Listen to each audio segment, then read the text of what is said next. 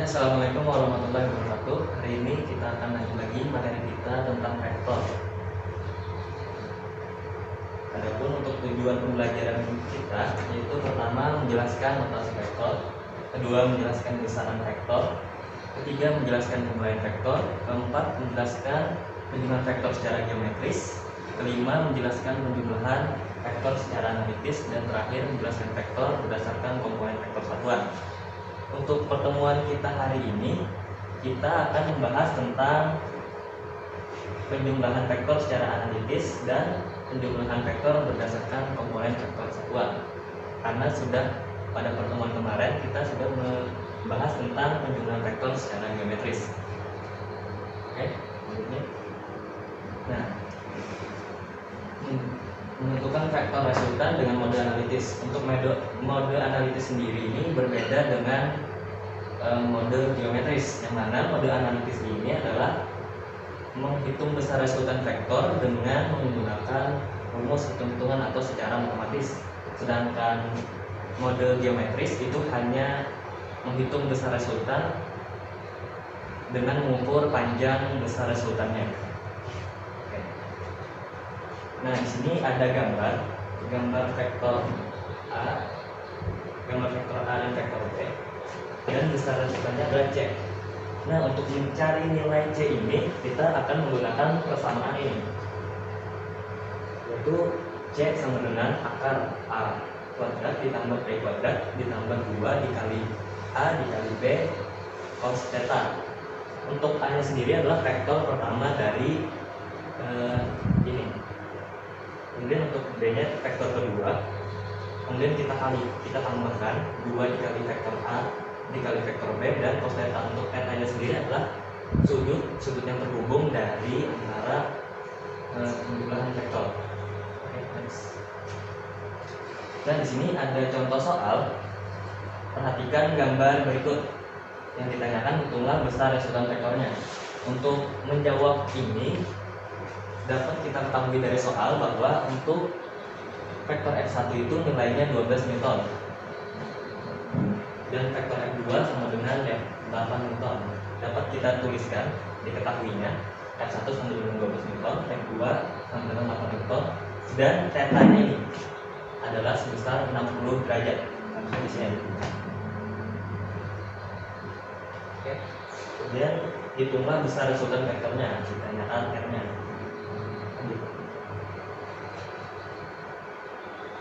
Nah, untuk mendapatkan besar resultan vektornya, kita tadi menggunakan rumus secara analitis, yang mana secara analitis ini adalah rumusnya tadi sudah disebutkan.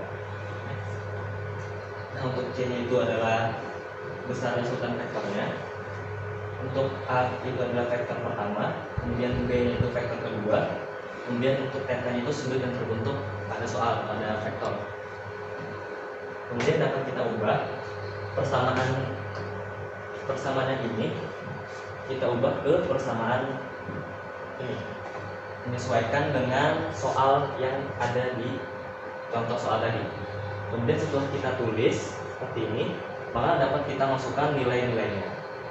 Terus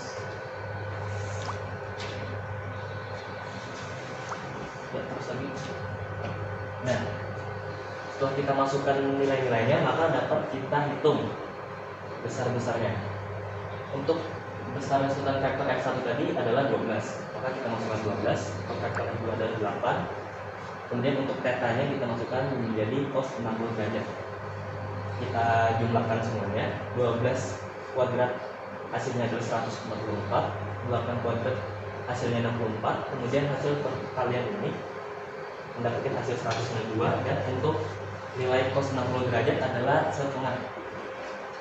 Kemudian kita jumlahkan lagi ini, maka akan mendapatkan hasil ini 144 ditambah 64 ditambah 96. Kemudian kita jumlahkan, maka hasilnya menjadi akar 304. Untuk akar 304 ini sendiri bisa kita hitung kembali, maka hasilnya akan menjadi 4 akar 19 Newton. Untuk mendapatkan akar 4 Newton ini dapat kita cari melalui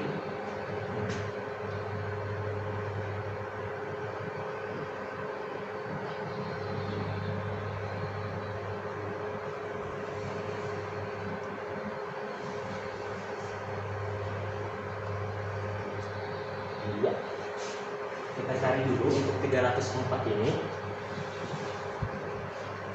perkalian berapa yang nilainya mendekati 304, maka didapatkan 16 dikali 19. Kemudian untuk setelah dituliskan ini, kita lihat yang mana nilai yang bisa kita akarkan. Dalam kasus ini, 16 ini dapat kita akarkan menjadi 4, sehingga dapat kita tulis seperti ini. Maka hasilnya dapat seperti itu.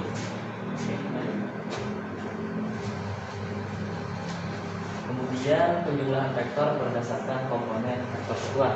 Nah, untuk komponen vektor satuan sendiri itu artinya vektornya dapat kita jumlahkan atau kita kurangkan tanpa harus kita gambarkan vektornya dengan kita nyatakan dahulu vektor satuan I dan J. Nah, untuk vektor I dan J ini, I itu adalah vektor satuan pada arah sumbu X dan J nya itu adalah vektor satuan pada arah sumbu Y. Kita lihat contoh soal berikut. Nah, di sini ada 3 vektor. Di sini ada 3 vektor, vektor A, vektor B, dan vektor C dengan nilainya seperti ditampilkan. Nah, untuk menghitung, untuk menjumlahkan ketiga vektor tersebut, kita dapat menggunakan rumus ini. S sama dengan vektor A ditambah vektor B dikurang vektor C. Maka dapat kita tulis untuk menyelesaikannya, vektor A ditambah vektor B dikurang vektor C, kita masukkan nilai dari vektor A, B, C tadi yang ada di sebelumnya. Untuk vektor A ini adalah AXI ditambah AYJ, untuk vektor B nya adalah BXI ditambah BYJ, kemudian untuk vektor C itu adalah CXI ditambah CYJ. Kemudian setelah kita masukkan nilai dari vektor A, B, C, maka bisa kita kelompokkan vektor tersebut yang samanya berdasarkan komponen vektor satuan I dan J tadi. Untuk komponen vektor I, maka dapat kita masukkan nilai AXI ditambah BXI ditambah CXI. Kemudian vektor J nya, komponen vektor satuan J nya, kita tuliskan lagi AYJ ditambah BYJ ditambah CYJ. Oh, di sini kurang ya. Kemudian untuk setelah kita kelompokkan yang sama, vektor satuan I dan J itu dapat kita keluarkan, sehingga dapat kita tulis seperti ini. S sama dengan dalam kurung AX ditambah BX dikurang CX dikali I. Nah, ini kita keluarkan. Kemudian ditambah AY dan kurung AY ditambah BY ditambah CY dikali J. Nah, ini kita keluarkan, sehingga kita hasil dari ini yaitu adalah SXI ditambah SY. Kenapa S? Kita lihat di sini tadi. Untuk A ditambah B dikurang C, hasilnya adalah S I A B C. Jadi dapat kita tulis S seperti ini. Kemudian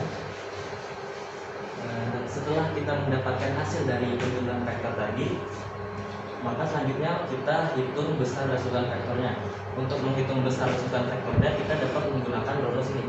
S sama dengan akar SX kuadrat ditambah SY kuadrat. Nah, mungkin itu saja materi yang dapat Bapak sampaikan. Silahkan jika ada yang masih belum paham atau masih belum jelas dijelaskan, silahkan ditanyakan ke Bapak. Bapak akhiri. Wassalamualaikum warahmatullahi wabarakatuh.